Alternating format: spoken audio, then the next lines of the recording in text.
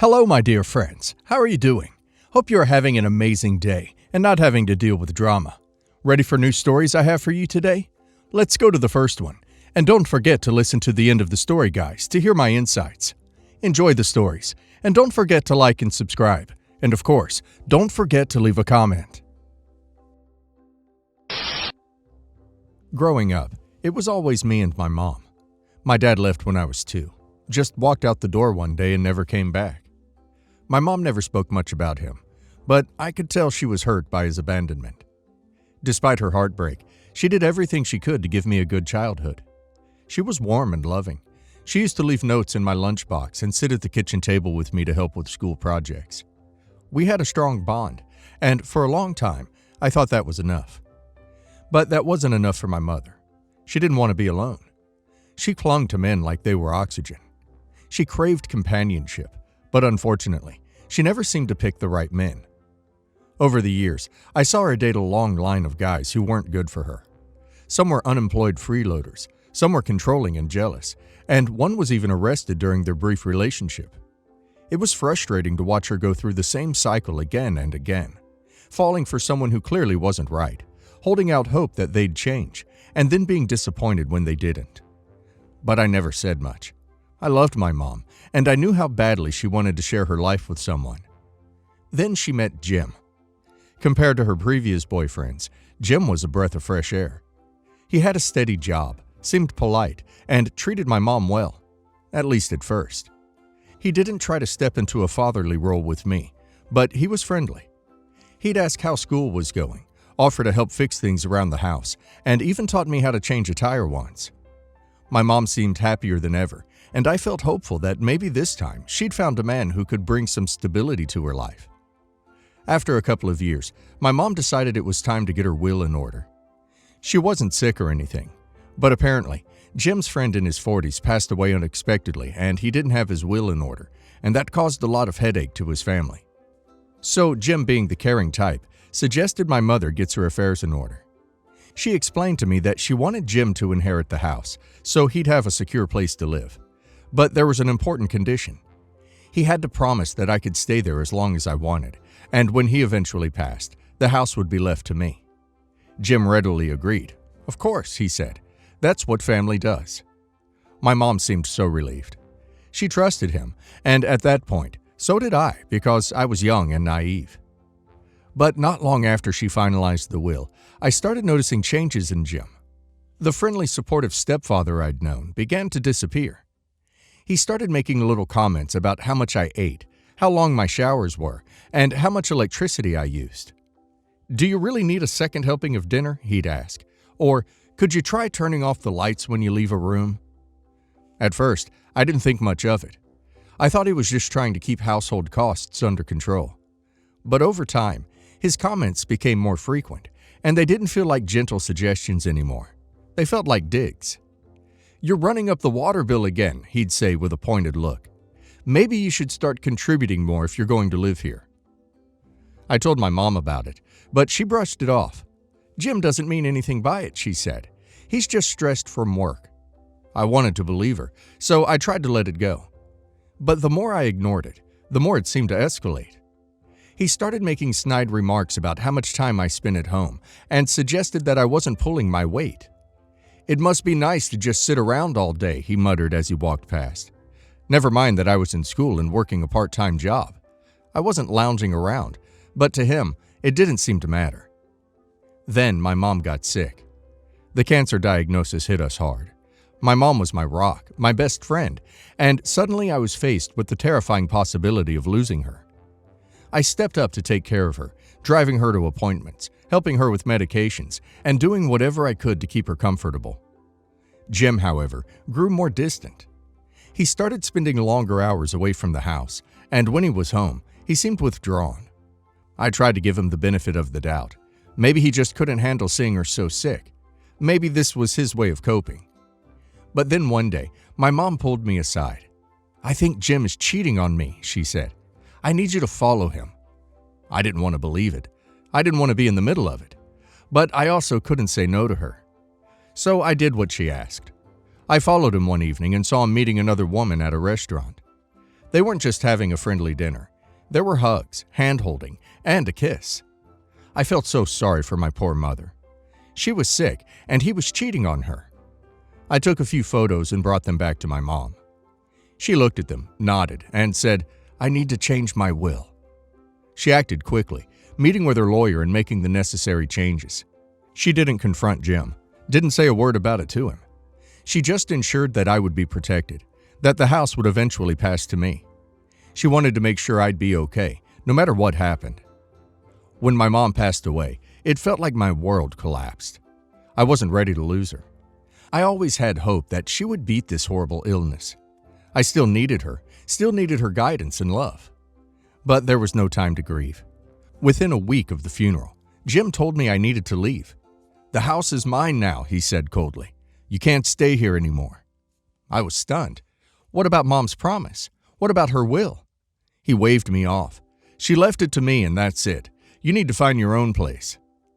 I packed my things and left, but I went to my mom's lawyer, gathered the necessary documents, and started the process of transferring the house into my name. Once the paperwork was finalized, I served Jim with an eviction notice. When he got that first notice, he called me laughing. "You think you can kick me out of my own house?" he said. "You're a joke. You're wasting your time. The house is mine." He acted like the whole thing was some sort of prank I was pulling on him. But when I filed the eviction lawsuit, his tone changed. He started bad-mouthing my mom, saying she had deceived him, lied to him, and tricked him. He was calling her a witch and all sorts of other names. "She set me up," he said. "You're as much of a liar as she was." He threatened to sue me, saying he'd find a way to keep the house no matter what. It felt like he was trying to intimidate me into backing down, but I didn't. I knew the law was on my side, and I knew what my mom had wanted. When the court finally ordered him to leave, he refused to go quietly. He dragged his feet at every step and kept harassing me. Even after law enforcement finally escorted him out, the harassment didn't stop. He started showing up around my neighborhood, shouting at me from the street, and leaving aggressive voicemails.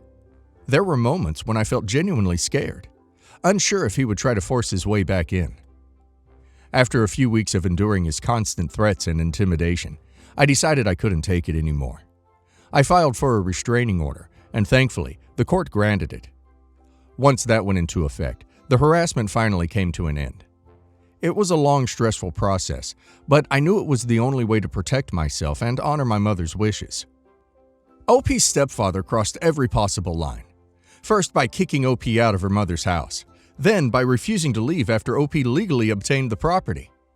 On top of that, harassing OP and bad-mouthing her mom is beyond disrespectful. OP did the right thing every step of the way by following the legal process and standing up for herself. It's not easy to deal with someone so combative, but OP handled it well. OP respected the law and her mother's wishes, and ultimately, she protected what was rightfully hers. And now let's hear the community's opinion. It's clear your stepfather was only ever concerned about himself. The way he laughed off the eviction notice and then turned vindictive when the lawsuit was filed says a lot about his character. The fact that law enforcement had to remove him and you needed a restraining order shows how far he was willing to go to undermine you. You're definitely not the a-hole here. You fought for what your mother wanted and followed every legal step. He put you in a horrible position, but you stood your ground, and that takes courage. Your stepfather tried to force you into giving up something that was rightfully yours.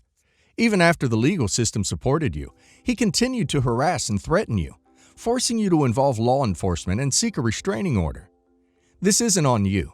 He's the one who chose to fight a losing battle rather than accept the truth. You stood up for yourself and your mom's memory. That's not being an a-hole. That's being strong.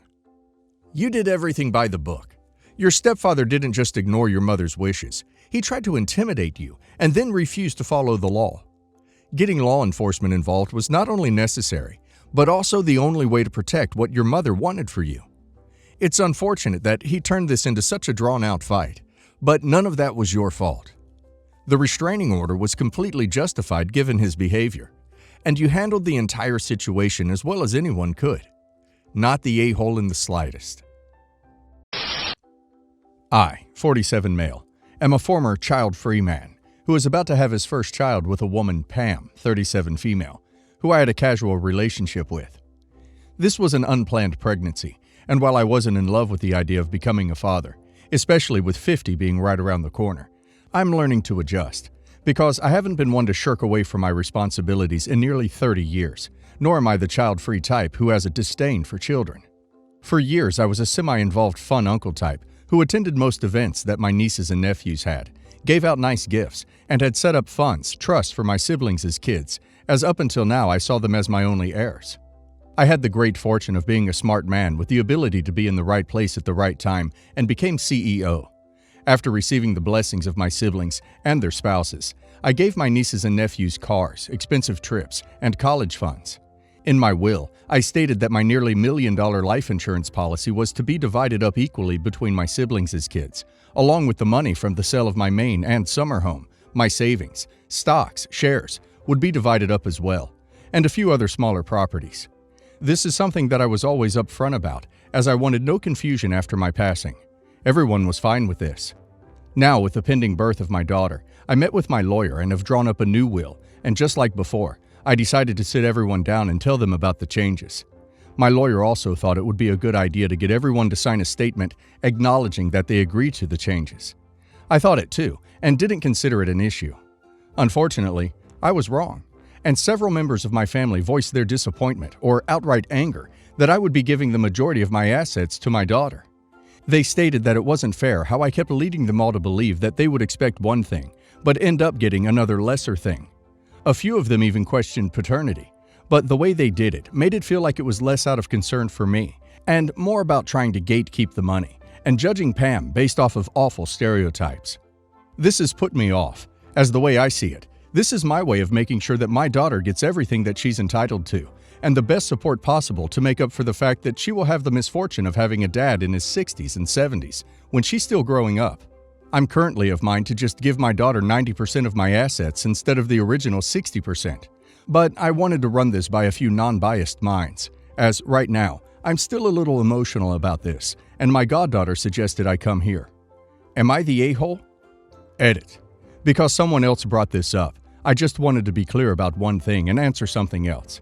The first is that a DNA test was already done, and Pam's unborn baby is 99.99% mine. But my family doesn't know I did the test, because I didn't think that it was something that I had to tell them. The second is that Pam is African American, and that's why I mentioned that my family was making awful accusations about her. Pam isn't someone I just met, and I've known her to be a trustworthy and reliable person since I met her. They're more interested in your money than you. I say you give them nothing, not the a-hole. Not the a-hole. No one is owed an inheritance, period. Not only is it totally understandable that the majority of your assets would go to your own child, but your nieces and nephews have enjoyed many years of your generosity already. You've done your due diligence in informing them so they can plan accordingly. If they have an issue with that, it is theirs to deal with. You've done nothing wrong. You could give 100% to your daughter and you still wouldn't be the a-hole. No one is entitled to anything, family or not. My wife and I both, 28 female, live in the Denver area. My wife works for an airline that allows her to give her parents flight benefits, as well as one friend who she listed as her sister, as well as myself. Now, the only people that flies 100% free, unless we get first class, is myself and my wife. Her parents and sister do not. They do get a nice discount, but it's not free. My wife has been working for this airline for 3 years, and in that span of time, her parents and sister have managed to rack up a $7,000 bill. The way my wife's airline works is that she will receive an invoice for all the flights taken at the end of each month, and if she can't pay it, they're just taken off of her payroll. Basically, we all have the luxury of fly now, pay later. Airline employees do not make a lot of money. My wife definitely doesn't because she only works weekends. My wife hasn't received a paycheck in over 2 years. Important detail here. All of us would fly what is known as standby. Our boarding passes would say standby until we were assigned seats. Then we would receive new boarding passes that would look the exact same if we paid full price. Remember this. Now, I do make money that covers all of the bills and even left over for spending money. But here's the problem. Her father is a traveling welder who gets money to fly back home. Of course, he doesn't tell his company that he flies at a big discount. And because he works in remote areas with smaller airports, his company will just cut him $1,000 plus check and he will pocket it. Before virus, Her mother and sister would fly all over the world for months on end. Last month was my breaking point. When my wife asked if they could start paying back for the flights just a little at a time, her mother pulled the whole "I gave birth to you" crap. Her sister told her about all the time she drove her to school, and her dad talked about all the money he spent raising her. I snapped. Yes, I yelled at them, and called them all roaches who didn't deserve the flight benefits, and I threatened to call my father-in-law's company and tell them how he has been pocketing thousands of dollars of their money. It was a back-and-forth yelling match that ended with my wife crying. Out of rage, I called my father-in-law's company and explained how he was taking their money, and it cost him his job. When I called his company, they were already suspicious because they required all his boarding passes and receipt of the flights. He had a receipt from before my wife started working at the airline, and my sister-in-law would go into editor and make the receipt look new. He messed up recently because he turned in a boarding pass that said standby on it. The lady I talked to said they were just going to let it go because it wasn't the first time an employee turned in a boarding pass like that. But because of me explaining the whole situation, I cost him his job. Am I the a-hole? Edit. To clear a few questions I keep seeing. First and foremost, the math doesn't make sense to me either.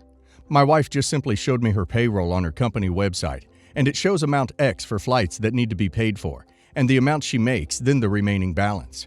As for her, she has taken them off her benefits, but she was just too used to the aggression and viewed it as normal behavior. But I will never apologize for taking a stand. As for my father-in-law, we heard from her sister, who is currently the only person to apologize to my wife, that it didn't matter if I had called him out or not. Come to find out, he was doing more than just faking travel receipts.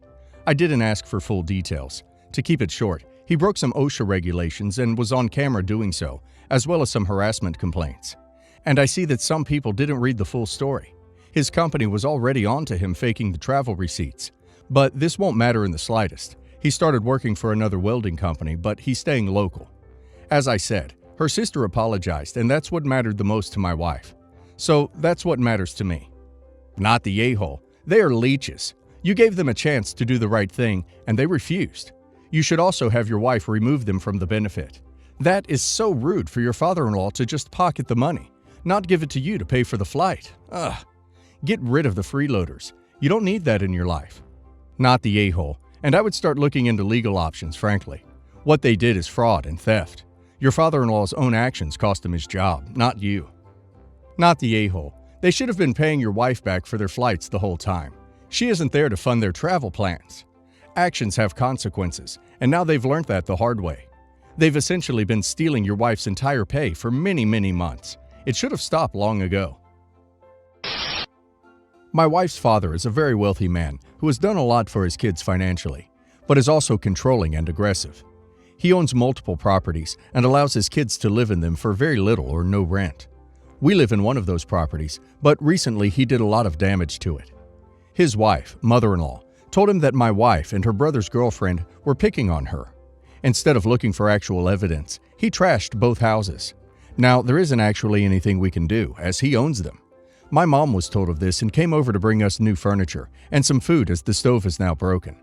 She had her new boyfriend, Anthony, with her. I was telling my mom how we can't do anything as he owns the house.